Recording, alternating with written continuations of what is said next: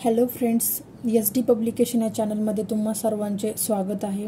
मागच्या व्हिडिओमध्ये आपण औरंगाबाद शहर पोलीस भरती 2019 ज्याचा की लेखी पेपर कधी झालेला आहे तर 20/10/2021 ला झालेला आहे। तर आपण मागच्या व्हिडिओमध्ये गणित या विषयाच्या प्रश्न सोडवले आहेत। तर आजच्या व्हिडिओमध्ये आपण त्याच प्रश्नपत्रिकेतील बुद्धिमत्ता या विषयाचे प्रश्न सोडवणार आहोत। बुद्धिमत्ता प्रश्नसंच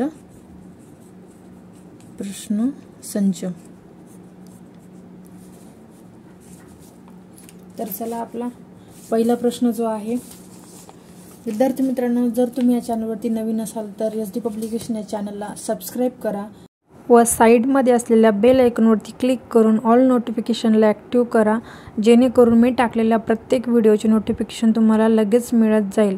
आणि व्हिडिओ आवडल्यास व्हिडिओला लाईक शेअर करायला विसरू नका। चला तर मग वेळ न वाया घालवता आपण आपल्या प्रश्नाकडे वळूया। आजचा आपला पहिला प्रश्न आहे बुद्धिमत्तेवरील, तो आहे 14 नंबरचा। 4, 7, 11, 18, 29, 47, 76 रिकामी जागा 199 ही मालिका पूर्ण करण्यासाठी गाळलेली जागी असणारी संख्या कोणती? ऑप्शन 177, 123, 126 आणि 189। तर आता आपण हे सोडूया। जर तुम्हाला याची उत्तर येत असेल तर तुम्ही लगेच कमेंटमध्ये सांगा। चला तर मग प्रश्न काय आहे? 14 नंबरचा प्रश्न आहे 4, 7, 11, 18, 29, 47, 76 रिकामी जागा 199। तर या ठिकाणी काय आहे हे आपल्याला बघायचे आहे, कोणती संख्या आहे इथे। तर आता आपण इथे बघूयात 4 आणि 7 किती?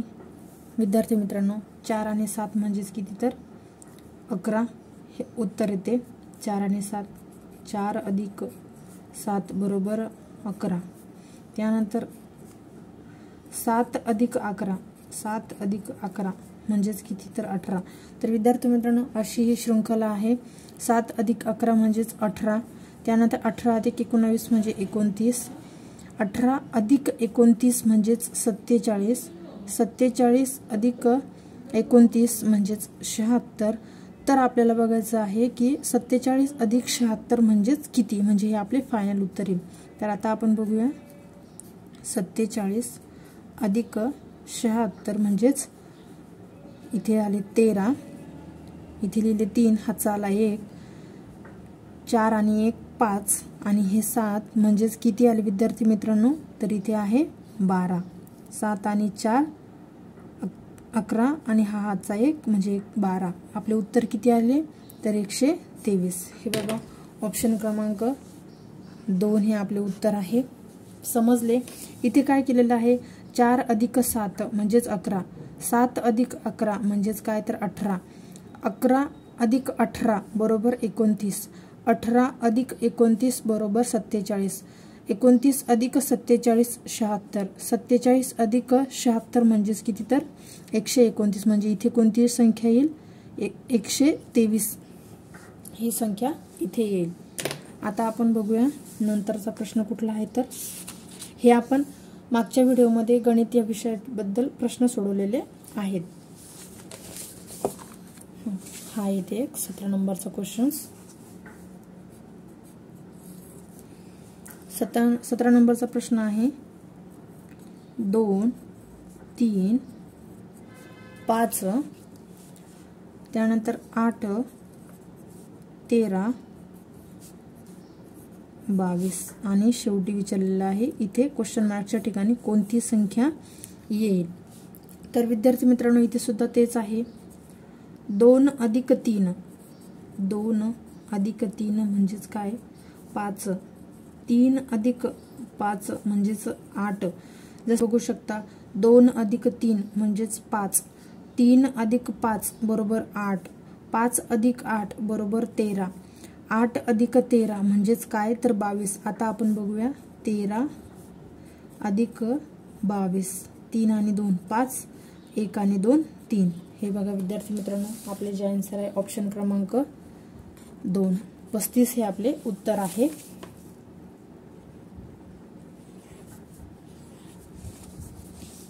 त्यानंतर जो आपला नंतरचा प्रश्न आहे तो आहे 1, 5, 14, 30, 55, 91 आणि शेवटी क्वेश्चन मार्क्समध्ये कोणती संख्या येईल हे विचारलेलं आहे. तर यामध्ये आपण बघूयात. हे बघा इथे आहे 1, 5, 14, 30, 55, 91 आणि समोरची संख्या कोणती आहे तर ती आपल्याला शोधायची आहे. तर यामध्ये बघा आता 1 मध्ये किती मिसळले तर 5 होतात. तर 1 अधिक 4 म्हणजेच 5, 5 अधिक 9 14, 14 अधिक 16 30, 30 अधिक 25 55, 55 अधिक 36 91, 91 म्हणजेच त्यामध्ये किती मिसळावं लागेल तेव्हा आपल्याला आपली संख्या मिळेल. तर तुम्ही बघू शकता हे आपल्याला कशाचे तरी वर्ग दिसत आहेत. तर 4 हे आहे 2चा वर्ग, 9 हे जे आहे ते 3चा वर्ग, त्यानंतर 16 4चा वर्ग, 25 5चा वर्ग, 36 6चा वर्ग आणि 49 7चा वर्ग. तर आता इथे आपण बघूयात की 91 आणि 49 यांची बेरीज केली असता उत्तर येते 140. तर हे आपले आहे उत्तर 140, ऑप्शन क्रमांक 2. आता नंतरचा प्रश्न बघूयात आपण. 256 या संख्येचे वर्गमूळ किती? तर ते आहे विद्यार्थी मित्रांनो 16. तर आता आपण बघूयात 14चा वर्ग किती आहे तर 196. नंतर 15चा वर्ग आहे 225. त्यानंतर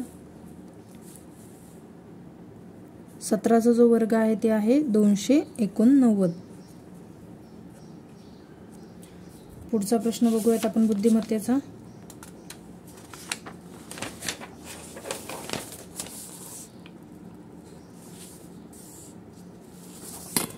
हे सुद्धा आपण प्रश्न घेणार आहोत मराठीचे, ते फक्त पुढच्या व्हिडिओमध्ये.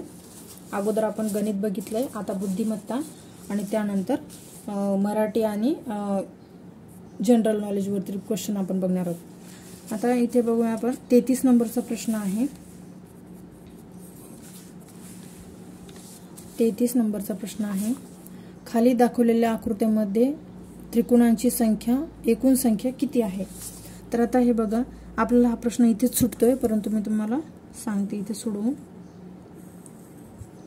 हा आहे एक त्रिकोण आणि त्याला 1 2 3 अशा मध्ये 3 रेषा मारलेल्या आहे. 1 2 आणि 3 यामध्ये आपल्याला त्रिकोणांची संख्या विचारलेली आहे. तर आपण असं किती वेळ करत बसणार? हा 1 त्रिकोण, 2 त्रिकोण, 3 त्रिकोण, 4, त्यानंतर 5, हे असं आपलं एखादा चुकून राहू शकतो. तर त्यासाठी तुम्हाला एक छानशी ट्रिक सांगते मी. तर इथे तुम्ही लिहून घ्या 1 जेवढे पण त्रिकोण असतात किंवा जेवढ्या पण लाईन मारलेल्या आहे त्याच्यामध्ये आपण लिहायचंय 1 2 3 4. म्हणजे हे बघा इथे एक बॉक्स आहे, इथे एक त्रिकोण आहे, इथे एक त्रिकोण आहे, इथे एक त्रिकोण आहे. या व्यतिरिक्त तुम्हाला काही सुद्धा करायचे नाही आहे. तर 1 2 3 4 असे आपण लिहून ठेवले. त्यानंतर त्याची करायची आहे बेरीज. तर आता तुम्ही बघूया 1 आणि 2 3, 3 आणि 3 6, 6 आणि 4 10. तर आपले आता उत्तर बघा तुम्ही काय आहे. त्रिकोणांची एकूण संख्या किती आहे तर 10 ही ऑप्शन क्रमांक 3. त्यानंतरचा आपण प्रश्न बघूया.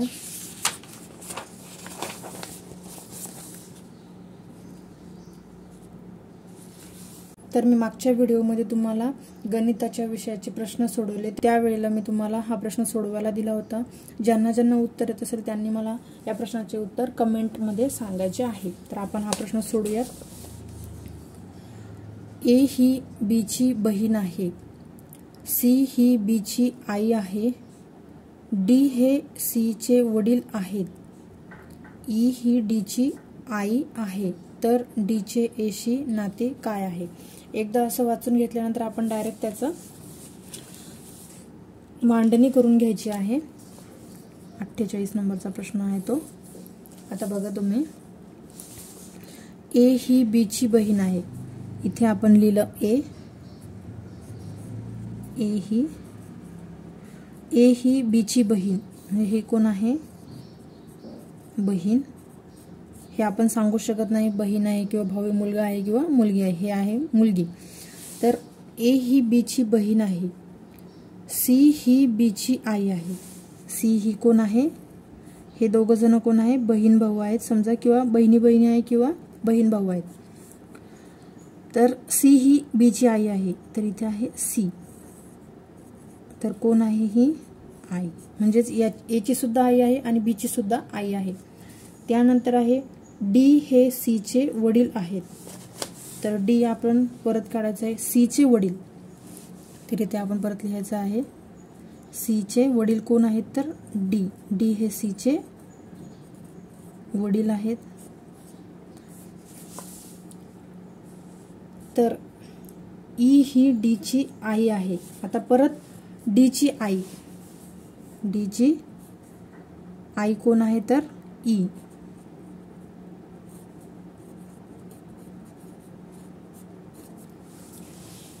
हे बघा, आपण प्रश्नाची मांडणी करून घेतली आहे. ए ही बीची बहीण आहे. ए ही बीची बहीण आहे. सी ही बीची आई आहे. सी ही बीची आई आहे.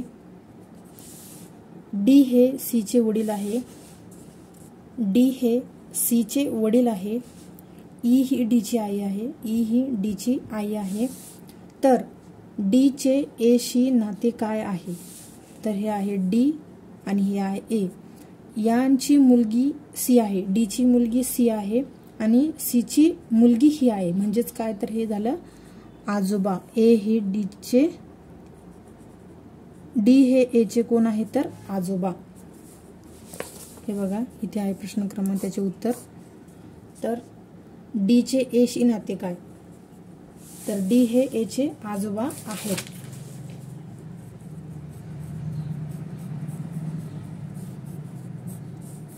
हे झाले आपले उत्तर. तुम्हाला समजले? नसेल समजले तर परत एकदा बघा आणि लगेच कळून जाईल. प्रश्नांचा सराव करणे खूप गरजेचे आहे. त्यानंतर आपण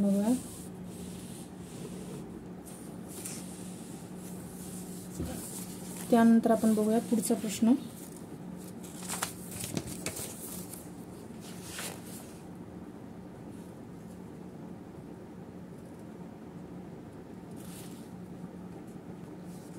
आता नंतरचा प्रश्न आहे आपला 51 नंबरचा.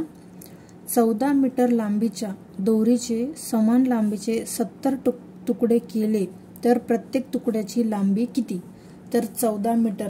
आपल्याला उत्तर बघा सेंटीमीटर मध्ये दिलेले आहे सर्व. Centimetre, centimetre, centimetre, centimetre. तर आपल्याला आता 14 मीटरचे सेंटीमीटर मध्ये कन्वर्ट करायचे आहे. तर 14 मीटर म्हणजेच 1400 सेंटीमीटर. 14ला 100ने गुणलेले आहे तेव्हा 1400 उत्तर आले. 1400 सेंटीमीटर. आता या 1400 सेंटीमीटरला आपण त्याचे किती तुकडे करायचे आहे? तर 70 तुकडे करायचे आहे. तर 1400 भागिले 70. हे एक शून्य कट, हे एक शून्य कट, त्यानंतर 7 1 7, 7 2 14 आणि हा शून्य. म्हणजे आपले किती आहे? तर प्रत्येक तुकड्याची लांबी किती आहे? तर 20 सेंटीमीटर एवढी लांबी आहे. आता आपण त्यानंतरचा प्रश्न बघूयात. नंतरच आहे 2 संख्यांचा गुणाकार 1960 आहे, त्याचा मसावी 7 आहे, तर त्यांचा लसावी किती? आता लसावी मसावी म्हणजेच काय? तर इथे आपण लिहून घेऊयात.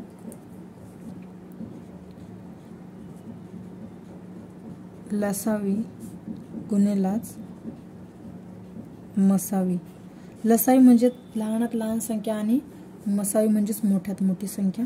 आता आपण बघूया 2 संख्यांचा गुणाकार लसावी गुणिले मसावी म्हणजेच काय? तर 2 संख्यांचा गुणाकार. तर आता आपल्याला इथे काय दिलेलं आहे? 2 संख्यांचा गुणाकार दिलेला आहे 1960. इथे आपण लिहून घेऊया 2 संख्यांचा गुणाकार किती आहे? 1960. त्यापैकी आपल्याला मसावी दिलेला आहे 7, मसावी आहे 7, आपल्याला लसावी काढायचा आहे. तर लसावी आपण x मानू. तर इथे आपण लिहिले 7 गुणिले x म्हणजे काय तर 7x आणि इथे 1960. x बरोबर 1960 भागिले 7. इथे आपण परत करूया, याचा भागाकार करूया. 7 1 7, 7 2 14, म्हणजे इथे उरले 5, म्हणजे इथे झाले 56, 7 8 56 आणि हे एक 0, म्हणजे आपले उत्तर आलेले आहे x किती 280. आपला x म्हणजेच काय तर लसावी आहे. तर ऑप्शन क्रमांक डी 280 हे उत्तर आहे. लसावी किती आहे तर 280. त्यानंतरचा प्रश्न आहे 2 8 4 हे अंक एकदाच वापरून तयार होणारी मोठ्यात मोठी आणि लहानात लहान संख्या यातील फरक किती. आता 2 8 4 हे अंक एकदाच वापरायचे आहे. तर बघा तुम्ही 2 8 4 हे अंक एकदाच वापरायचे आहे आणि लहानात लहान आणि मोठ्यात मोठी संख्या बनवायची आहे. तर मोठ्यात मोठी संख्या किती 8 4 842 ही मोठ्यात मोठी संख्या झाली. त्यानंतर लहानात लहान संख्या कोणती, यामध्ये 3 अंक वापरून 248. तर याचे जे उत्तर येते तुम्ही बघा 12तून 8 गेले 4, त्यानंतर इथे राहिले 3, आपण हातचा इकडे दिल्यामुळे इथे राहिले 3, इकडचा हातचा 1 घेतला, 13 मधून 4 गेले 9, त्यानंतर 7 मधून 2 गेले किती तर 5. उत्तर आपले आलेले आहे 594. तर ऑप्शन क्रमांक 3 हे उत्तर आहे. तुम्हाला समजण्यासाठी मी जास्त सांगत आहे विद्यार्थी मित्रांनो. आता आपण बघूयात 54 नंबरचा प्रश्न. युवराज मैदानावर उभा आहे. तो पश्चिमेकडे 16 मीटर गेला, नंतर दक्षिणेकडे 12 मीटर गेला. तर मूळ ठिकाणापासून तो आता किती अंतरावर आहे. तर जसा जसा प्रश्न दिलेला आहे आपण तशी मांडणी करून घेऊयात. युवराज मैदानावर उभा आहे. तो पश्चिमेकडे, पश्चिमेकडे म्हणजेच काय तर हे बघा इकडे पूर्व आहे, इकडे पश्चिम, उत्तर आणि दक्षिण.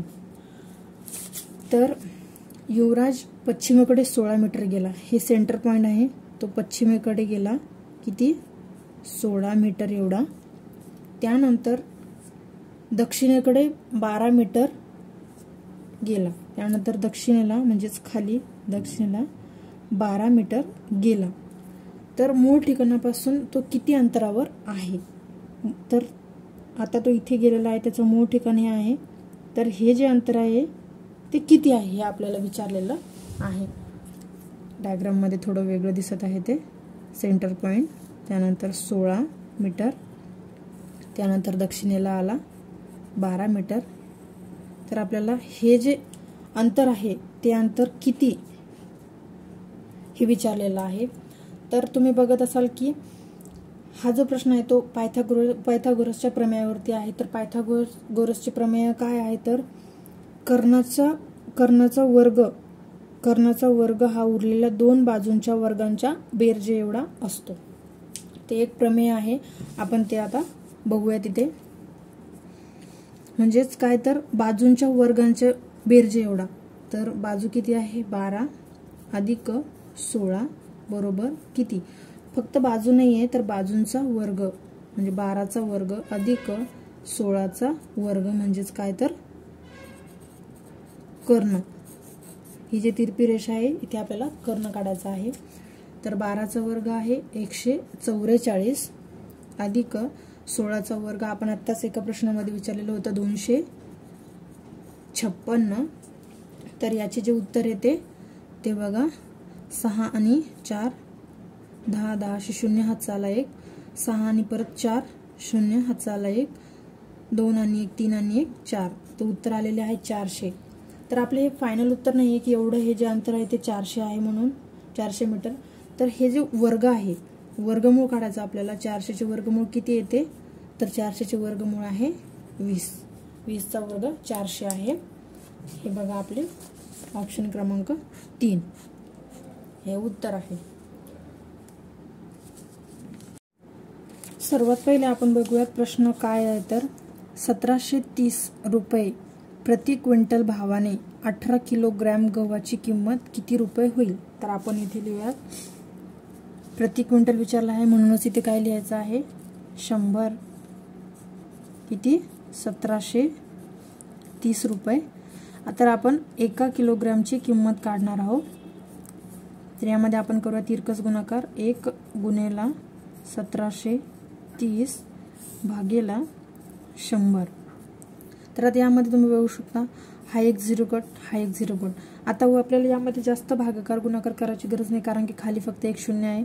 तर ते आपण दशांशच्या याने लिहूयात किती तर 173 भागेला 10 म्हणजेच एक 0 सोडून आपल्याला 0 पॉइंट द्यायचा आहे इथे। हे बघा इथे म्हणजेच 1 किलोग्रॅमची किंमत किती आहे तर 1 किलोग्रॅमची किंमत आहे 17.3 रुपये। तर आपल्याला अशाच 18 किलोग्रॅम गव्हाची किंमत काढायची आहे। तर इथे आपण लिहूया 18 किलोग्रॅम गव्हाची किंमत। इथे सुद्धा तसंच करायचं आहे 18 गुणेला 17.3 भागेला 1। आता भागेला 1 असणं काय आणि नसणं काय सारखेच आहे म्हणजेच आपल्याला याचा डायरेक्ट गुणाकार करायचा आहे 18 गुणेला 17.3। तर आपण जेव्हा याचा गुणाकार करतो तेव्हा याचे उत्तर येते ते 311.4 हे याचे उत्तर आहे। आपण ऑप्शन मध्ये बघू शकता 311.4 हे या प्रश्नाचे उत्तर आहे। त्यानंतर नंतरच्या प्रश्नाकडे जाऊयात आपण।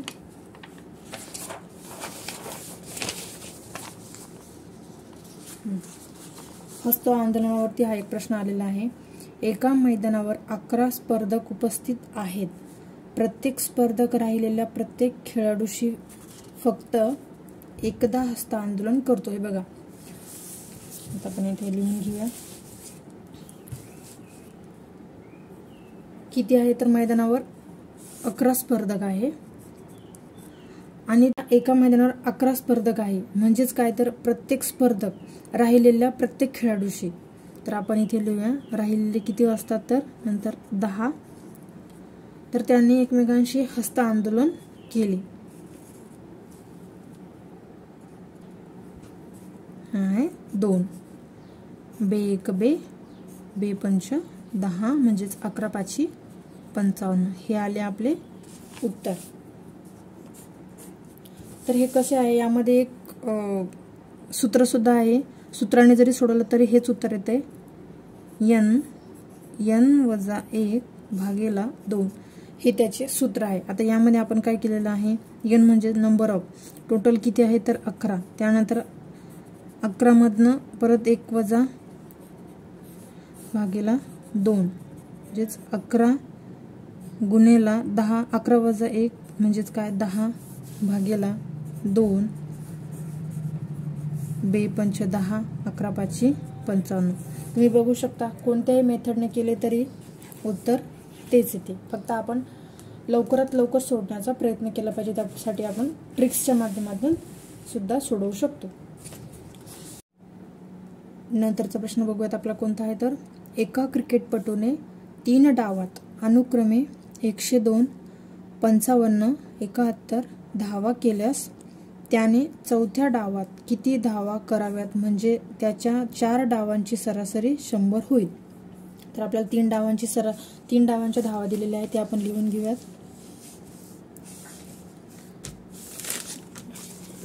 लिहिते मी 102 अधिक 55 अधिक 71 आणि चौथ्या डावात किती धावा कराव्यात तर आता आपण आत्ताच लिहूया x धावा तेव्हा त्याच्या 4 डावांची सरासरी 100 एवढी होईल। तर याची आपण बेरीज करून घेऊया 102 अधिक 55 म्हणजेच किती तर 102 अधिक 55 अधिक 71 म्हणजेच काय तर 208 28 अधिक x आणि 4 डावांची सरासरी म्हणजे ज्याला गुणेला आपण करूया 4 बरोबर 100 गुणेला 4 तर 228 अधिक x बरोबर 400 तर x बरोबर 400 वजा 228 तर 10 मधनं 8 गेले इथे उरले 2 त्यानंतर 9 मधनं 2 गेले 7 आणि 4 इथे राहिले 3 3मधून 2 गेले 1 तर आपले उत्तर आलेले आहे 172 आपण बघूया ते उत्तर बरोबर आहे का तर हे बघा 157 चे उत्तर आहे 172 तुम्ही परत तुमच्या हिशोबाने टॅली करू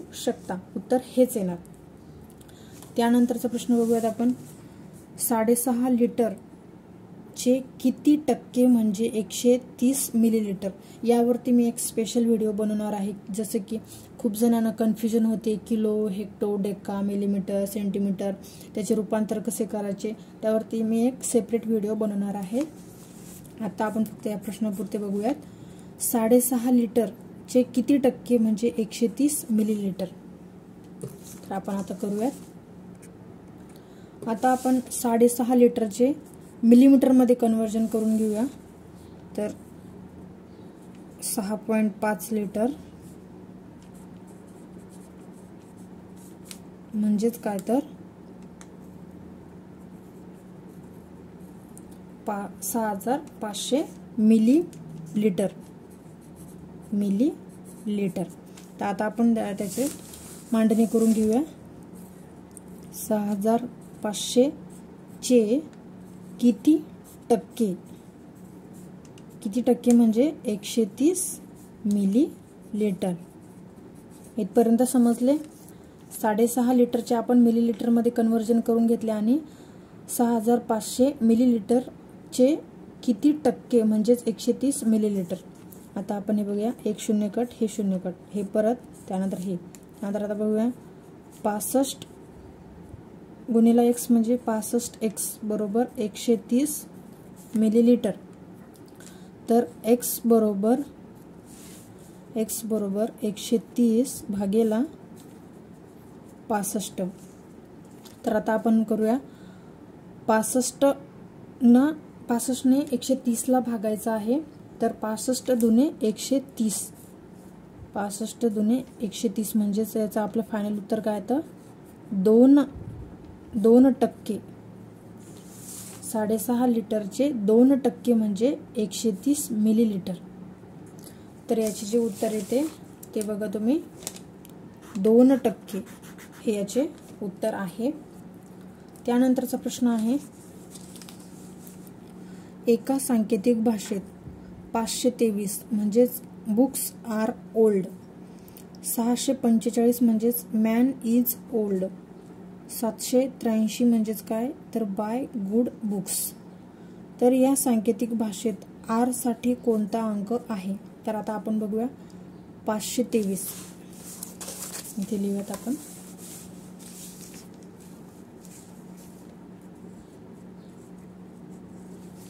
523 बुक्स आर ओल्ड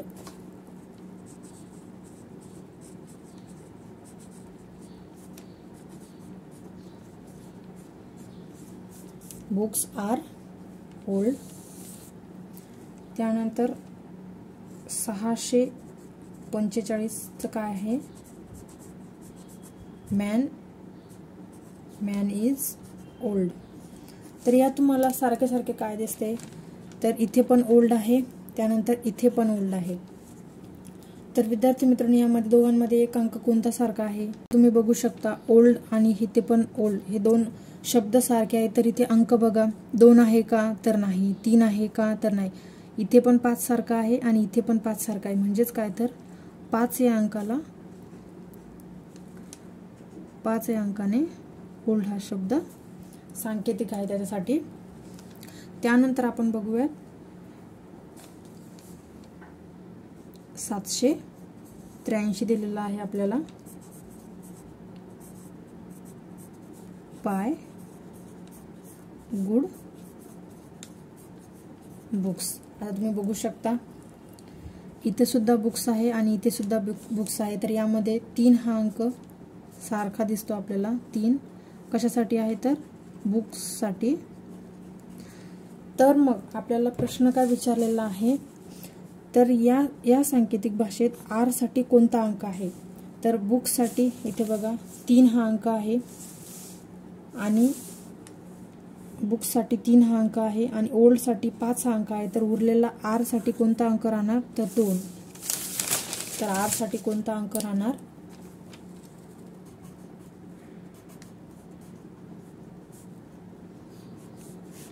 हे झाले आपले उत्तर.